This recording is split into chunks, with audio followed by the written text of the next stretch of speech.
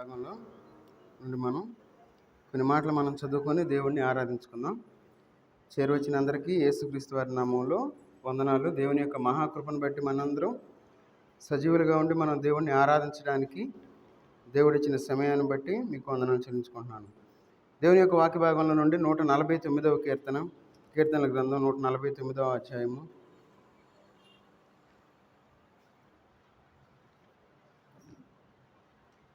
5వ వచనం చదవండి. 149వ కీర్తన 5వ వచనం. భక్తులు ఘనత నుండి ప్రహర్షించుదురుగాక, వారు సంతోషభరితులై తమ పడకల మీద ఉత్సాహగానము చేయుదురుగాక. 9వ వచనం. విధింపబడిన తీర్పు వారి మీద నడుపుటకును, వారి చేతిలో రెండంచులు గల ఖడ్గమున్నది. ఆయన భక్తులకందరికీ ఘనత ఇదే. యెహోవాను స్తుతించుడి. ప్రార్థన చేసుకుందాం. మహోన్నతుడైన దేవా, సర్వాధికారి అయిన దేవా, నీకు వందనాలు తండ్రి. ఈ ఉదయకాల సమయంలో మీ పాసందులో చేరి మిమ్మల్ని ఆరాధించుకోవడానికి, స్తుతించుకోవడానికి మీరు ఇచ్చిన కృపను బట్టి వందనాలు చెల్లించుకుంటూ ఉన్నా తండ్రి. చదవబడిన వాక్య భాగాన్ని మీరు దీవించి ఆశ్రయించండి. మాకు కావాల్సిన ఆత్మీయ ఆహారం మాకు దయచేయండి. మీకు ఆత్మను మాకు తోడుగా ఉంచి నడిపించమని యేసుక్రీస్తు వారి నామంలో ప్రార్థించి అడిగి వేడుకుంటున్నాం తండ్రి. ఆమెన్. మనం చదువుకున్న వాక్య భాగంలో మనం చూసుకున్నట్లయితే తన భక్తులకి దేవుడు ఏమేం చేస్తాడు అనే విషయాల గురించి కొన్ని విషయాలు మనం ధ్యానించుకుందాం. 4 మాటలు చెప్తాను. ఆ 4 మాటలు కొంచెం ఒక 2-3 స్టెప్పులు మనం ముందుకెళ్దాం. అంటే కొద్దిగా బాగా లోతుకోవద్దు, టైం సరిపోదు కాబట్టి 4 విషయాలు నేను మాట్లాడతాను. 4 విషయాల గురించి దేవునికి ఆరాధన చేద్దాం. తన భక్తుల్ని దేవుడు ఏ విధంగా ఉంచుతాడు, తన భక్తుల విషయంలో ఎట్లా ఉంటాడు అనే విషయాల గురించి ఈరోజు మనం ధ్యానం చేసుకుందాం. ఇక్కడ మనం చూసుకున్నట్లయితే 149వ కీర్తనలో 5వ వచనంలో ఏమని అంటామన్నాడు? భక్తులు ఘనత నుండి ప్రహర్షించుదురుగాక, వారు సంతోషభరితులై తమ పడకల మీద ఉత్సాహగానము చేదురుగాక. భక్తులు ఘనత నుండి. ఈ లోకంలో మనం ఘనత నొందాలి అంటే దేవుడు మనల్ని విడిచిపెట్టకుండా ఉండాలి. అంటే దేవుడు మనల్ని విడిచిపెట్టాడు. దేవుడు తన భక్తులను విడవడు కాబట్టి మనం దేవుణ్ణి ఆరాధించేవారుగా ఉండాలి. అందుకంటున్నాడు భక్తులు ఘనత నుండి ప్రహర్షించుదురుగాక. ప్రహర్షించడం అంటే దేవునికి మనం ఆరాధించేవారుగా ఈ లోకంలో మనం జీవించాలి. అందుకే 9వ వచనంలో అంటా ఉన్నారు ఏమనంటే, వారి చేతిలో రెండంచులు గల ఖడ్గం ఉన్నది. ఎవరి చేతిలో ఉంది? ఎవరైతే దేవుని యందు భయభక్తులు కలిగి ఉంటారో వారి చేతిలో దేవుని యొక్క వాక్యము అనే రెండంచెలు కలిగిన ఖడ్గం ఉంటుంది అని మనం అర్థం చేసుకోవాలి. అందుకే ఇక్కడ అంటా ఉన్నాడు ఏమనంటే, వారి చేతిలో రెండంచెలు గల ఖడ్గం ఉన్నది. ఇది రెండంచెలు గల ఖడ్గం అంటే ఎట్లా యుద్ధం చేసినా సరే 2 అంచులు ఉన్నది కాబట్టి చాలా పొదునుగా ఉంటుంది. అందుకంటున్నాడు తర్వాత, ఆయన భక్తులకందరికీ ఘనత ఇదే. మన జీవితంలో మనం దేవుని యొక్క వాక్యాన్ని మనం ఎప్పుడైతే కలిగి ఉంటామో అది మన జీవితంలో ఘనత అనే విషయాన్ని మనం గుర్తుపెట్టుకోవాలి. దేవుని యొక్క వాక్యం మన జీవితంలో లేకుండా ఉంటే అది మనకి ఘనత కాదు. ఆయన భక్తుల్ని దేవుడు విడిచిపెట్టే దేవుడు కాదు. అందుకే చూడండి, కీర్తనల గ్రంథం 37వ అధ్యాయము 28వ వచనం తీసుకున్నారు చదండి. 37వ కీర్తన 28. యెహోవా న్యాయమును ప్రేమించువాడు, ఆయన తన భక్తులను విడువడు. వారెన్నటెన్నటికి కాపాడబడుదురు గాని భక్తిహీనుల సంతానము నిర్మూలమగును. చూడండి, ఆయన భక్తుల్ని దేవుడు ఏం చేస్తారంటే విడిచిపెట్టే దేవుడు కాదు. అందుకంటున్నాడు ఆయన తన భక్తులను విడువడు. చూడండి, మనం ఎంత గొప్ప దేవుణ్ణి మనం కలిగి ఉన్నామంటే, ఎవరైతే దేవుని యందు నిజమైన భయభక్తులు కలిగి ఉంటారో అలాంటి వారిని దేవుడు విడిచిపెట్టడు. ఎవరి చేతిలో అయితే రెండంచెలు గల ఖడ్గం ఉంటుందో వాళ్ళని దేవుడు విడిచిపెట్టడు అని చెప్పి దేవుని యొక్క వాక్య భాగం మనకి సెలవిస్తా ఉంది. అందుకంటున్నాడు వారెన్నటెన్నటికి కాపాడబడుదురుగాక. వారు ఎప్పటికీ కాపాడబడేవారుగా ఉంటారు. మనం దేవుణ్ణి ఎందుకు ఆరాధించాలంటే దేవుని చేత మనం కాపాడబడుతూ ఉన్నాము. దేవుని యొక్క వాక్యం మన చేతిలో ఉన్నది. వాక్యం మనకు ఆయన యొక్క కృప ద్వారా ఈ లోకంలో మనం కాపాడబడుతూ ఉన్నాం కాబట్టి మనం దేవుణ్ణి ఆరాధించేవారుగా ఉండాలి. అందుకే ఆయన మనల్ని విడువని దేవుణ్ణి మనం కలిగి ఉన్నాం కాబట్టి మనం దేవుణ్ణి ఆరాధించేవారుగా ఉండాలి. మన జీవితాల్లో మన తల్లిదండ్రులైనా మనల్ని విడిచిపెట్టేవారుగా ఉంటారు. కానీ మన దేవుడు మనల్ని ఎప్పుడూ కూడా దేవుడు విడిచిపెట్టేవాడు కాదు. ఆయన మనల్ని ఎప్పుడూ కాపాడుచుండే గొప్ప దేవుణ్ణి మనం కలిగి ఉన్నాం. మరి ఎంత గొప్ప దేవుణ్ణి మనం కలిగి ఉండి దేవుని సన్నిధికి మనం ఎందుకు రాలేకపోతా ఉన్నాం? నేను భయభక్తులు కలిగి నేను భక్తుడును భక్తురాలిని అని చెప్పుకుంటూ దేవుని సన్నిధిలో మనం ఎందుకు గడపలేకపోతా ఉన్నాం? రెండు విషయాలు ఉండాలి. ఏంటంటే దేవుడు మనకు అన్యాయం చేస్తే మనం దేవుని సన్నిధికి రాలేం. దేవుడు ఆయన న్యాయవంతుడు. ఆయన మనల్ని కాచి కాపాడుతూ ఉన్నాడు. ఆయన మనల్ని మర్చిపోలేదు. ఆయన డ్యూటీ కరెక్ట్గా చేస్తూ ఉన్నాడు. మరి మన డ్యూటీ ఏమైంది? మనం దేవుణ్ణి ఆరాధించేవారుగా ఉండాలి. మనం దేవునికి దగ్గరగా జీవించాలి. ఆదివారం మాత్రమే దేవుని సన్నిధిలో మనం కనపడతా ఉన్నాం. మిగతా రోజులు ఏమైంది? మిగతా రోజులు దేవుడు మనల్ని మర్చిపోయి ఆదివారం ఒక్కరోజు మనం గుర్తుపెట్టుకున్నాడు అనుకోండి, మన జీవితాలు ఎలాగుంటే ఒకసారి అర్థం చేసుకోండి. మన దేవుడు మనల్ని కాపాడే దేవుడు కాబట్టి ఆయన మనల్ని విడిచిపెట్టని దేవుడు. అందుకన్నాడు ఆయన తన భక్తులను విడువడు. ఆయన మనల్ని విడిచిపెడతలే. ఆయన మనల్ని కాపాడుతూ ఉన్నాడు కాబట్టి మనం ఆయన్ని ఆరాధించేవారుగా ఉండాలి. ఆయన్ని స్తుతించేవారుగా ఉండాలి. చూడండి యెషయా గ్రంథం 40వ అధ్యాయము. చూడండి యెషయా గ్రంథం 40వ అధ్యాయము 26వ వచనం చదవండి. 40:26. నీ కన్నులు పైకెత్తి చూడుడి, వీటిని ఎవడు సృజించెను? వీటి లెక్క చొప్పున వీటి సమూహములను బయలుదేరజేసి వీటికన్నిటికీ పేర్లు పెట్టి పిలుచువాడు వాడే కదా. తన అధిక శక్తి చేతను తనకు కలిగి ఉన్న బలాతిశయము చేతను ఆయన ఒక్కటి అయినను విడిచిపెట్టడు. చూడండి, మన దేవుడు ఎలాంటి దేవుడు అంటే విడిచిపెట్టే దేవుడు కాదు. ఆయన అన్నిటినీ పేరు పెట్టి పిలిచే దేవుడుగా ఉన్నాడు. ఈ లోపల మనం కొద్దిగా కలిగిన వాళ్ళు ఉన్నాం అనుకోండి, కొంచెం డబ్బు కలిగిన వారు గాను, ఏదంటే పొలం కలిగిన వాళ్ళు గాను, లేదంటే కొంచెం చదువు కలిగి ఒక మంచి స్థితిలో ఉంటే మనం ఎదుటి వాళ్ళని పేరు పెట్టి పిలవలేని స్థితిలో మనం ఉంటాం. ఎందుకంటే ఆ యొక్క డబ్బు గర్వాన్ని బట్టి మనం ఒరే అంటాం, అరే అంటాం. ఎందుకంటే ఆ యొక్క గర్వాన్ని మనం కలిగి ఉంటాం. అయితే దేవుడు చూడండి, అక్కడ వీటి లెక్క చొప్పున వీటి సమూహములను బయలుదేరజేసి వీటికన్నిటికీ పేరులు పెట్టి పిలుచువాడే కదా. చూడండి, ఆయన అన్నిటికీ పేర్లు పెట్టినవాడు. ఆయన అన్నిటినీ పేరు పెట్టి పిలిచే దేవుడిని మనం కలిగి ఉన్నాం. మన దేవుడు ఎంత గొప్ప దేవుడు అంటే వేటిని విడిచిపెట్టే దేవుడు కాదు మన దేవుడు. అయితే ఈ లోకంలో మనం ఏం చేస్తున్నాం? దేవుణ్ణే మనం వదిలిపెడతా ఉన్నాం, దేవుణ్ణే విడిచిపెడతా ఉన్నాం. దేవుడే నిన్ను విడువను అని చెప్పి ఆయన చెప్తా ఉంటే ఆయన మనం విడిచిపెట్టి ఈ లోకంలో మనం ఆలోచన లేని వారుగా ఈ లోకంలో జీవిస్తూ ఉన్నాం. చూడండి, మన దేవుడు ఎలాంటి దేవుడు అంటే అక్కడ ఉంచిన ఆయన ఒక్కటి అయినను విడిచిపెట్టాడు. అంత గొప్ప దేవుడుగా ఉన్నాడు. ఆయన దేన్ని విడిచిపెట్టే దేవుడుగా లేడు. ఆయన ప్రతి దానిని కూడా పేరు పెట్టి పిలిచే దేవుడుగా ఉన్నాడు. ఎంత గొప్ప దేవుణ్ణి మనం కలిగి ఉన్నాం కాబట్టి మనం దేవుణ్ణి ఆరాధించేవారుగా ఉండాలి. దేవుణ్ణి మనం స్తుతించేవారుగా ఉండాలి. ఆయన ఎంత గొప్పవాడు ఆయన. అందుకే చూడండి, యెహోషువ గ్రంథం 1వ అధ్యాయము 6వ వచనం చదవండి. యెహోషువ గ్రంథం 1వ అధ్యాయము 6వ వచనం. నిన్ను విడువను, నిన్ను ఎడబాయను, నిబ్బరము కలిగి ధైర్యముగా ఉండుము. ప్రమాణము చేసిన ఈ దేశమును నిశ్చయముగా నీవు ఈ ప్రజల స్వాధీనము చేసేదవు. ఇక్కడ మనం చదువుకున్న వాక్య భాగంలో ఒక మాట అంటా ఉన్నాడు. ఏమనంటే నిన్ను విడువను, నిన్ను ఎడబాయను. మన దేవుడు మనల్ని విడిచిపెట్టే దేవుడు కాదు. మన దేవుడు మనల్ని ఎడబాసే దేవుడు కాదు. ఎందుకంటే అక్కడ చెప్తా ఉన్నాడు ఏమని? నిబ్బరము కలిగి ధైర్యముగా ఉండుము. ఈ లోకంలో మనం ధైర్యంగా ఉండాలి. ఈ లోకంలో మనం భయపడుతూ ఈ లోకంలో మనం జీవించేవారుగా ఉంటాం. నిబ్బరమైన జీవితాలు మనం జీవించేవారుగా ఉండాలి.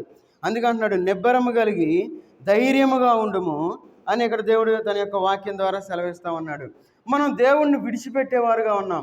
అందుకే ఇక్కడ ఏమంటామని చూడండి, నేను విడువను, నిన్ను ఎడబాయను. ఈ 2 విషయాలు మనం చేసేవారుగా ఉన్నాం.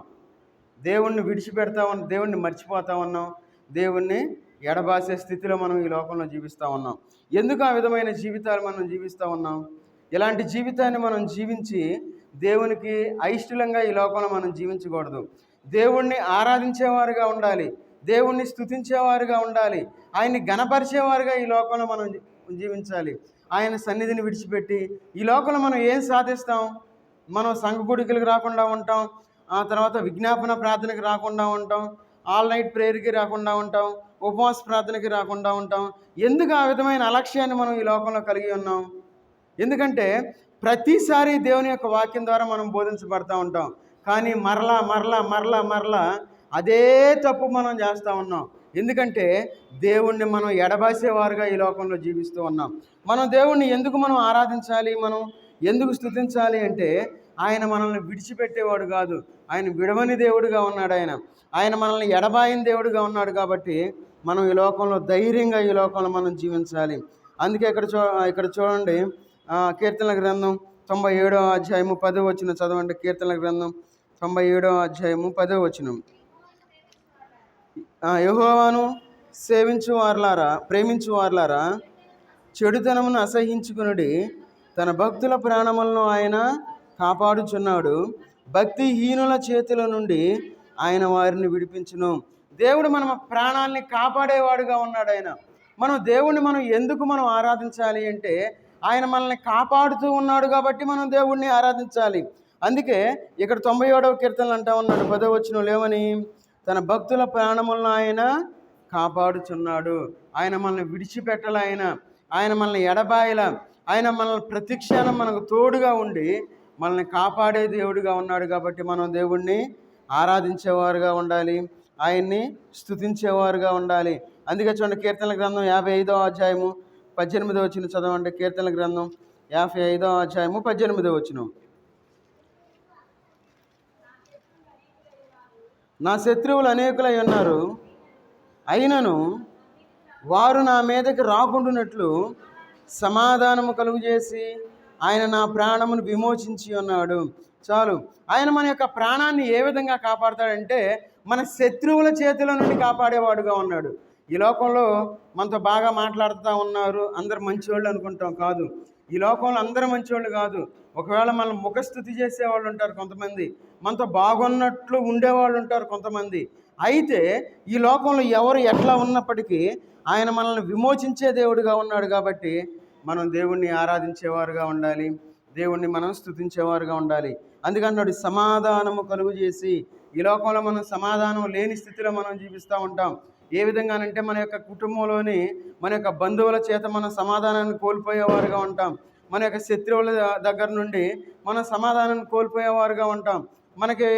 మనం ఈ లోకం నుండి సమాధానాన్ని కోల్పోయి మనం ఈ లోకంలో జీవించేవారుగా ఉంటాం. అయితే దేవుడు మనల్ని విడిచిపెట్టకుండా ఆయన మన యొక్క ప్రాణాన్ని విమోచించి సమాధానాన్ని కలుగజేసి ఈ లోకంలో జీవింపజేసేవాడుగా ఉన్నాడు. అందుకే సమాధానము కలుగజేసి ఆయన నా ప్రాణమును విమోచించి ఉన్నాడు. విమోచన, సమాధానం లేని స్థితిలో ఉన్నప్పుడు ఆ యొక్క ప్రాణం అనేది విసుకొస్తూ ఉంటుంది.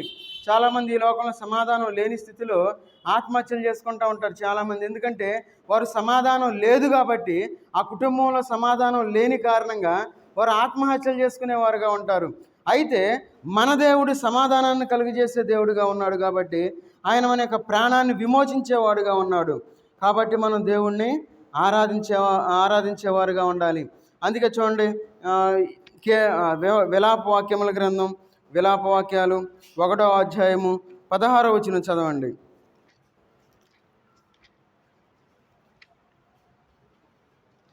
1:16.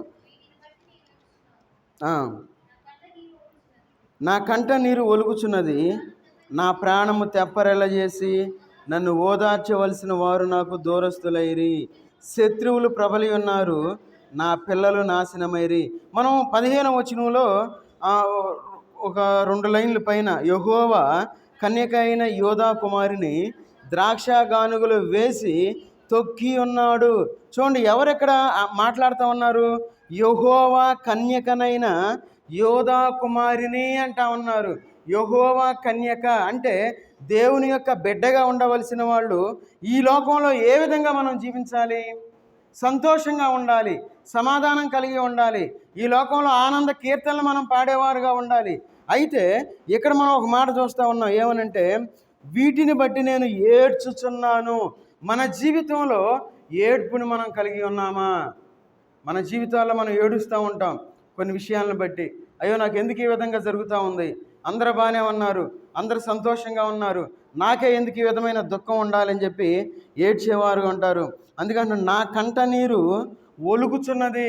కన్నీరు ఏం చేస్తుందంటే ఆ ప్రమేయం లేకుండానే కళ్ళల్లో నీళ్ళు వచ్చేస్తూ ఉంటాయి. ఎందుకంటే ఆ బాధను బట్టి మనకు ఆ కన్నీరు వచ్చేదిగా మనకి ఇక్కడ కనబడతా ఉంది. కాబట్టి మన యొక్క జీవితంలో మనం చాలా జాగ్రత్తగా ఉండాలి. ఎందుకంటే మన దేవుడు మనం ఎట్లా ఉండాలి? యెహోవా కన్యక అయిన యోధా కుమారిని, అంటే దేవుని బిడ్డలుగా ఈ లోకంలో మనం జీవించాలి. దేవుని సన్నిధిలో మనం జీవించేవారుగా ఉండాలి. దేవుని యొక్క మందిరంలో మనం వర్ధిల్లేవారుగా ఉండాలి. ఇలాంటి జీవితాన్ని జీవించవలసిన మనము దేవుని యొక్క సన్నిధి నుండి మనం దూరం అయినప్పుడు మన జీవితంలోనికి కన్నీరు లేదంటే ఏడ్పు అనేది మన జీవితంలోనికి వస్తుంది అని మనం గుర్తుపెట్టుకోవాలి. మనకి ఎన్ని పనులున్నా దేవుని యొక్క సన్నిధిని మనం విడిచిపెట్టేవారుగా ఈ లోకంలో ఉండకూడదు. ఈ లోకంలో మనకు సమస్తాన్ని మనం కలిగి ఉండి ఒకవేళ మనం దేవుణ్ణి కలిగి ఉండకపోతే, దేవుని సన్నిధిలో మనం ఉండలేకపోతే మన జీవితంలో ఏడ్పు అనేది వస్తుంది. అందుకే ఇక్కడ అంటా ఉన్నాడు, నా కంట నీరు ఒలుగుచున్నది, నా ప్రాణము తెప్పరిల్ల చేసి నన్ను ఓదార్చవలసిన వారు నాకు దూరస్తులైరి. ఎప్పుడైతే మనం దేవుని యొక్క సన్నిధికి దూరస్తులంగా ఈ లోకంలో జీవించేవారుగా ఉంటామో మన యొక్క స్థితి ఏ విధంగా ఉంటుందంటే మనల్ని ఓదార్చేవారు మనకు దూరం అయిపోతారు. చూడండి, బైబిల్ ఎంత స్పష్టంగా రాస్తూ ఉన్నారు. మరి ఎంత క్లియర్గా రాస్తూ ఉంటే మరి మనం దేవుని సన్నిధిని ఎందుకు మనం వదిలిపెడతా ఉన్నాం? ఎందుకంటే దేవుని యొక్క సన్నిధి అంటే మనకు ఒక ఆటలాగా ఉంది. చిన్నపిల్లలు ఎట్లా ఉంటారంటే ఏదైనా తప్పు చేసినప్పుడు ఒక దెబ్బేసిన తర్వాత ఏమంటారు వాళ్ళు? నేను ఎప్పుడు చేయను అంటారు. అట్లా నేను ఎప్పుడు చేయను, నా తప్పు అయిపోయింది, సారీ అంటారు. అయితే అదే తప్పు మళ్ళా అదే తప్పు చేస్తారు. అంటే మనం ఎలాంటి స్థితిలో ఉన్నామంటే చిన్న పిల్ల చేష్టలు మనం చేసేవారుగా ఉన్నాం దేవుని సన్నిధిలో. పిల్ల చేష్టలు అంటే అంతే ఉంటుంది. ఏమనంటే దేవుని యొక్క శక్తిని మనకు తెలుసు, మనకి ఆయన యొక్క ప్రభావం మనకు తెలుసు, ఆయన ఎలాంటి వాడో మనకు తెలుసు. అలా దేవుని యొక్క కన్యకగా ఉండవలసిన మనము లోకంలో కలిసిపోయి మన యొక్క స్థితి ఎట్లా ఉంటుందంటే శత్రువులు ప్రబలి ఉన్నారు, నా పిల్లలు నాశనమైపోయిరి. మన బిడ్డలు మన మాట వినరు. ఎందుకు వినరంటే మన భక్తి జీవితంలో లోటుపాట్లు కనబడితే మన బిడ్డలే అంటారు ఏమని, ఫలాంది నువ్వే అని చెప్పి మనకి ఎదురు తిరిగేవారుగా ఉంటారు. మనమే దేవుని సన్నిధిలోకి రాలేని వారుగా ఉంటాం. మరి మన బిడ్డలు మన మాట వింటారా? మన జీవితంలో మన దేవుడు ఎలాంటి దేవుడు అంటే మన ప్రాణాన్ని తెప్పరెల్ల చేసే దేవుడిని మనం కలిగి ఉన్నాం. కాబట్టి మనం దేవుడిని ఆరాధించేవారుగా ఉండాలి. అందుకు మనం ఈ లోకంలో ఎట్లా జీవించాలి? యెహోవా కన్యకనైన యోధా కుమారుని, అంటే దేవుని బిడ్డలుగా ఈ లోకంలో మనం జీవించాలి. మరి మన జీవితాలు ఏ విధంగా ఉన్నాయి? ప్రతిసారి చేసే తప్పే మనం చేస్తాం. ఈ లోకంలో మనం ఏం చేస్తాం? దేవుణ్ణి వదిలిపెట్టి ఈ లోకంలో మనం ఏదైనా సాధించగలమా? మనం దేవుణ్ణి వదిలిపెడతా ఉన్నాం.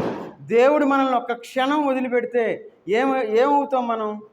మన జీవితాలు ఏమవుతాయి? ఒక్కసారి ఆలోచించండి.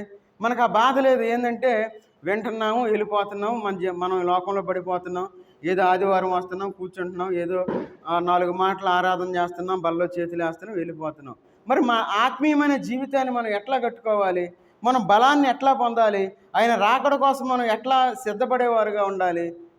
ఇవన్నీ మనం నీకంటే మేము చాలా వయసులో పెద్దవాళ్ళం, నాకు 40 సంవత్సరాలు 50 సంవత్సరాల అనుభవం ఉంది, మేము సంఘ కొడుకులకు రాపోయినా పర్లేదు, స్త్రీల కొడుకు రాపోయినా పర్లేదు, తర్వాత విజ్ఞాపన ప్రార్థన మేము చేయకపోయినా పర్లేదు, ఉపవాస ప్రార్థన మాకు అవసరం లేదు, ఆల్ నైట్ కూడా మాకు అవసరం లేదు, ఆరాధన ఒక్కటి ఉంటే చాలు, మేము ఆరాధనలో బాగా నిష్ఠగా ఉంటామనుకుంటే ఉపయోగం లేదు. మన బిడ్డలు బాగుండాలి, మన కుటుంబం బాగుండాలి, మనం రక్షణ పొందాలి. మన జీవితంలో ఎప్పుడు కన్నీళ్లు పెట్టేవారుగా మనం ఉండకూడదు.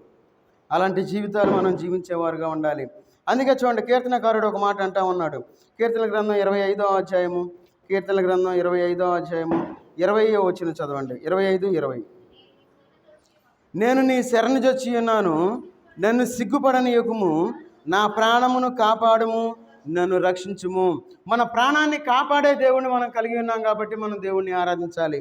తర్వాత ఆయన మనల్ని రక్షించే దేవుడు కాబట్టి మనం దేవుణ్ణి ఆరాధించాలి. అయితే అక్కడ ఒక కండిషన్ కనబడతా ఉంది. ఆయన ఊరినే రక్షించడం మనల్ని, ఆయన ఊరినే మనల్ని కాపాడు. ఆ కండిషన్ ఏంటంటే నేను నీ శరణజొచ్చి ఉన్నాను.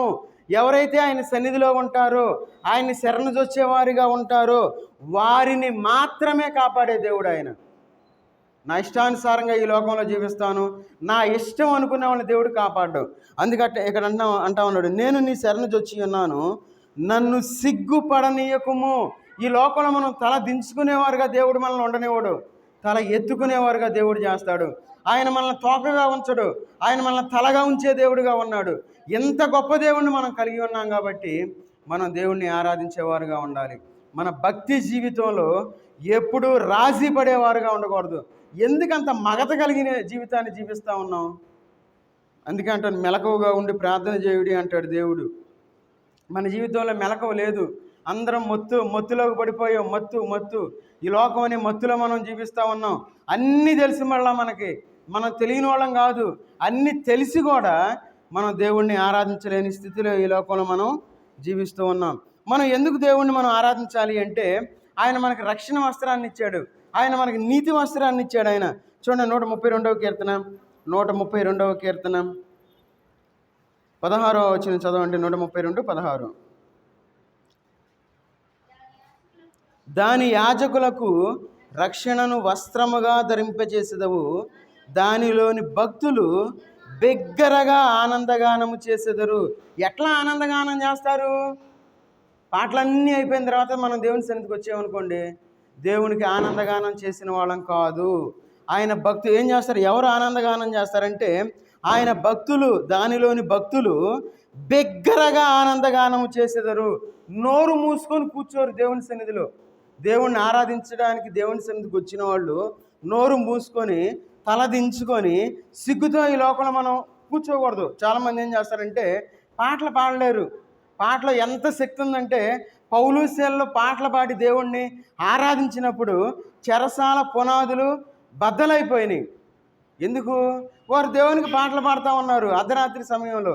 అందుకే ప్రకటన గ్రంథంలో ఉంటుంది, పిరికివారును, ఎవరైతే దేవునికి పాటలు పాడలేని స్థితిలో ఉంటారో, ఎవరైతే దేవునికి ప్రార్థన చేయలేని స్థితిలో ఉంటారో, ఎవరైతే ఆయన్ని ఆరాధించలేని స్థితిలో ఉంటారో వారందరూ పిరికివారితో స్టార్ట్ చేసి అబద్ధికులందరూ ఎక్కడ పడతారు? వాళ్ళు అక్కడ దేవుడు ఏమంటలా, మీరు టీవీ చూసేవాళ్ళు అంటలా, ఫోన్లు చూసేవాళ్ళు అంటలా, మీరు అడ్ చేసేవాళ్ళు. కొన్ని క్వాలిటీస్ క్లియర్గా చెప్పాడు. ఏమని? పిరికివారును, అవిశ్వాసులను, తర్వాత చెప్పండి.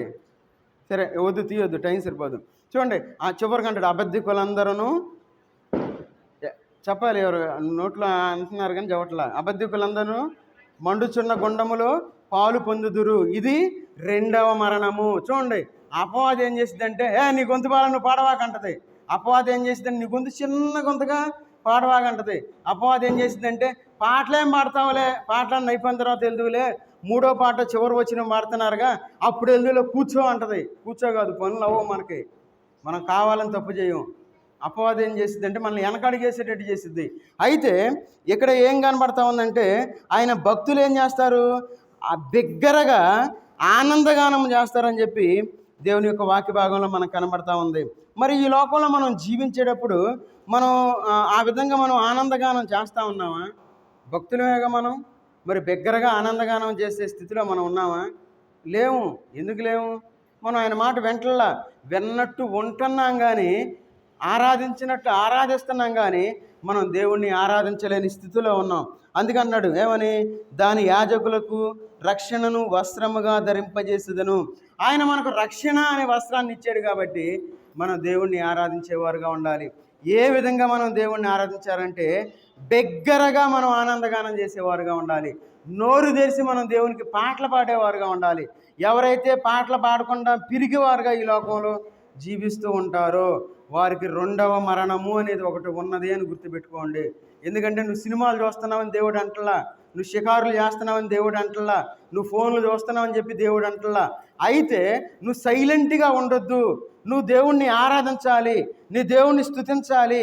దేవునికి రక్షణ వస్త్రాన్ని ఇచ్చాడు, ఆయన నీతి అనే వస్త్రాన్ని ఇచ్చాడు. చూడండి, 132వ కీర్తన 9వ వచనం చదవండి. నీ యాజకులు నీతిని వస్త్రము వలె ధరించుకుందురుగాక, నీ భక్తులు ఉత్సాహగానము చేయుదురుగాక. ఉత్సాహగానము. నీరసంగా పాడతాం మనం దేవుని సన్నిధిలో పాటలు. పాడతామా వద్దా అన్నట్టు పాడతాం, లేదంటే పాడమన్నారు కాబట్టి ఏదో నోరు ఆడిస్తా పాడతాం. చూడండి మన యొక్క డిసిప్లిన్ ఎట్లా ఉందో. ఏదన్నా మనం బయట పనికి వెళ్ళామనుకోండి, లేదంటే చదువుకోవడానికి వెళ్ళాము, టీచర్ గారు చెబుతారు ఏమని, రే పెద్దగా చదవండిరా అంటాడు. చదవమన్నప్పుడు నాకు నోరు రావట్లేదు, నా గొంతు బాగా లేదు, నాది ఆడపిల్లల గొంతు అని చదవకుండా ఉన్నారే అనుకోండి, బెత్తం తీసుకొని బాధపడేస్తాడు. పొంతులే బాధపడేస్తుంటే మరి దేవుడు సైలెంట్గా ఉంటాడా? ఆయన మనకి నీతి అనే వస్త్రాన్ని ఇచ్చాడు కాబట్టి ఉత్సాహగానాన్ని చేసేవారుగా ఉండాలి. అందుకంటాడు, నీ యాజకులు నీతిని వస్త్రమోలే ధరించుకుందురుగాక. ఆయన మనకు రక్షణ వస్త్రాన్ని ఇచ్చాడు కాబట్టి మనం దేవుణ్ణి ఆరాధించేవారుగా ఉండాలి. ఆయన మనకి నీతి వస్త్రాన్ని ఇచ్చారు కాబట్టి మనం దేవుణ్ణి ఆరాధించేవారుగా ఉండాలి, ఆయన్ని స్తుతించేవారుగా ఉండాలి. మనం ఆయన యొక్క నీతిని గూర్చి మనం ఏం చేయాలి? గానం చేసేవారుగా ఉండాలి. చూడండి 145వ కీర్తన, 145వ కీర్తన 7వ వచనం చదవండి. 145:7. నీ మహాదైవత్వమును గూర్చిన కీర్తిని వారు ప్రకటించెదరు, నీ నీతిని గూర్చి వారు గానము చేసెదరు. చేయాలి, పాడాలి పాట. ఆయన మనకు నీతి వస్త్రాన్ని ఇచ్చాడు కాబట్టి ఆయన సన్నిధిలో మనం ఆయన్ని ఆరాధించేవారుగా ఉండాలి. మన యొక్క పాటల ద్వారా మనం దేవుణ్ణి ఆరాధించాలి. ఈరోజు ఎంతమంది నోరు తెరిచి పాటలు పాడి దేవుణ్ణి ఆరాధించారు? పాట పాడి మనం దేవుణ్ణి ఆరాధించడాన్ని మనం మర్చిపోయాం. ఎందుకంటే మనం ఏం చేయాలి? 10:30కి ప్రార్థన అంటే 10:25కే మనం రెడీగా ఉండాలి. ఒకవేళ మనం రెడీ అయిపోయి ఉంటే మన తాళాలు ఇక్కడ మన ఉన్నాయి, తీసుకొని తాళాలు ఉన్న వాళ్ళ దగ్గరికి వెళ్ళి తాళాలు తెచ్చుకొని శుభ్రంగా ఊడ్చేసి రెడీగా ఉండాలి 10:30 కల్లా. మరి మనం ఉంటున్నామా? అలాంటి సిద్ధపాటు కలిగిన జీవితాలు మనం జీవిస్తూ ఉన్నామా? ఏముందలే, పాటలు ఇప్పుడేగా మొదలుపెట్టింది, ఒకటో పాట ఒకటోసారి, రెండోసారి, మూడోసారి, అది మన జీవితాలు. మన పాట వేలం పాట అయిపోయింది. అందుకే మన నీతి వస్త్రాలు కనబట్టలా, మన యొక్క రక్షణ వస్త్రాలు కనబట్టలా. ఎందుకంటే మనం వేలం పాట జీవితాన్ని జీవిస్తూ ఉన్నాం. చాలా జాగ్రత్తగా ఉండాలి. ఒకవేళ మన మనసును బాధ కలిగించినా మనం ఏం చేయాలి? సరిదిద్దుకోవాలి. ఏందో ఈయన ఎడ చెబుతా ఉన్నాడు, ఏ బోధకుడు ఇట్లా చెప్పట్లేదే, ఏంది ఏళం పాట అయిపోయింది, ఏంది మా యొక్క భక్తి జీవితాలు అని ఎవరు అభ్యంతర పడకూడదు. యోధా అభ్యంతరపడ్డాడు. యోధా ఎప్పుడైతే అభ్యంతరపడ్డాడో తన యొక్క జీవితాన్ని నాశనం చేసుకున్నాడు. మన జీవితంలో దేవుణ్ణి ఆరాధించే క్రమంలో మనం అభ్యంతర పడకుండా దేవుని యొక్క వాక్యానుసారంగా ఈ లోకంలో మనం జీవించాలి. అభ్యంతర పడిపోయి నేను ఈ మందిరానికి రాను పో అన్నాం అనుకోండి, మన ఆత్మీయ జీవితంలో మనం ఆశీర్వాదాలు మనం పొందలేం. మన ఆత్మీయమైన ఫలాలు మనం ఫలించేవారుగా ఉండాలి. ఏది నీ ఫలం అంటే, నేను ఆ మందిరానికి వెళ్ళానయ్యా, నేను ఈ మందిరానికి వెళ్ళానయ్యా, నేను అక్కడికి వెళ్ళానయ్యా, ఏది నువ్వు ఎక్కడ స్థిరంగా ఉన్నావు? చాలా జాగ్రత్తగా ఉండాలి. ఈ లోకంలో మనం జీవించేటప్పుడు మన ఫలాలు ఫలించేవారుగా ఉండాలంటే స్థిరమైన జీవితాన్ని మనం కలిగి ఆయన నీతిని మనం గానం చేసేవారుగా ఉండాలి. అందుకే అన్నాడు, నీ నీతిని గురించి వారు గానము చేసేదరు. మరి మనం గానం చేస్తున్నామా? చేయట్లా, అస్సలు చేయట్లా. ఈ లోకంలో ఏదో నామకార్థంగా వస్తున్నాం వెళ్తున్నా. మన ఆశీర్వాదాలు కూడా అంతే ఉన్నాయి, వస్తున్నట్టే ఉంటున్నాయి కానీ మనకు రావట్లే ఆశీర్వాదాలు. ఎందుకంటే మనమే దేవుని సన్నిధికి రాలేకపోతా ఉన్నాం కాబట్టి. ఈ లోకంలో మనం చాలా జాగ్రత్తగా ఉండాలి. దేవుడు మనల్ని కాపాడుతూ ఉన్నాడు. ఆయన మనకు రక్షణ వస్త్రాన్ని ఇచ్చాడు, నీతి వస్త్రాన్ని ఇచ్చాడు, ఆయన మనల్ని జీవింపజేస్తూ ఉన్నాడు. కాబట్టి ఈ లోకంలో చివరిగా ఒక మాట చూసుకొని మనం ఆరాధన చేసుకుందాం. ఇర్మియా గ్రంథం 33వ అధ్యాయము, ఇర్మియా గ్రంథం 33వ అధ్యాయము 14వ వచనం.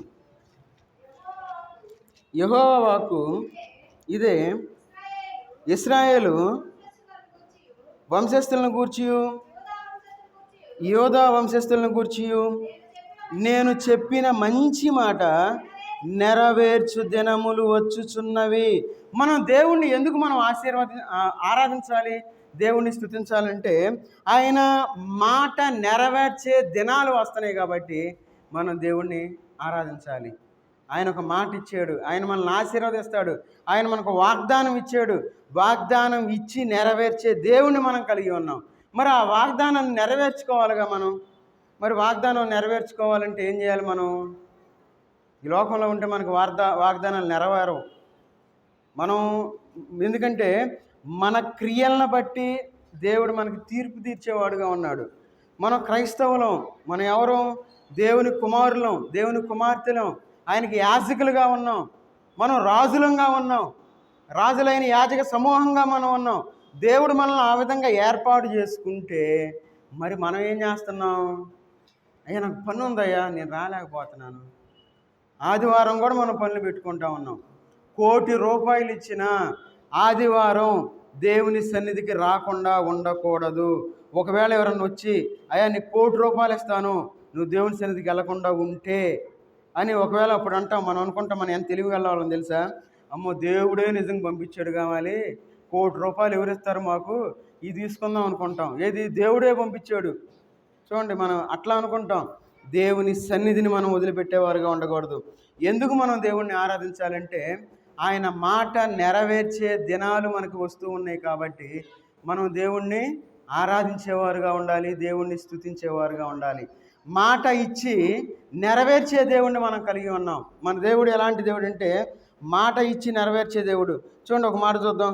యోబు గ్రంథం, మళ్ళీ ఒక మాట చూద్దాం అనగానే కొంతమంది అనుకుంటారు ఏంది తాత ఇలాగ మొదలుపెట్టాడు అనుకోవాకండి. మనకు వచ్చే ఆలోచన అది.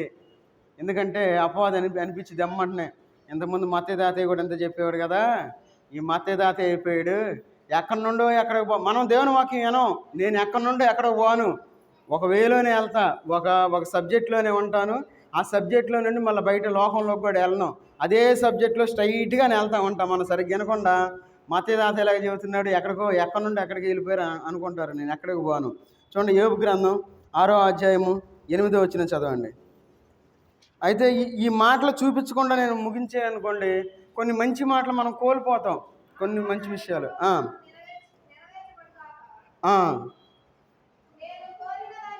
నేను కోరుదానిని దేవుడు నెరవేర్చునుగాక.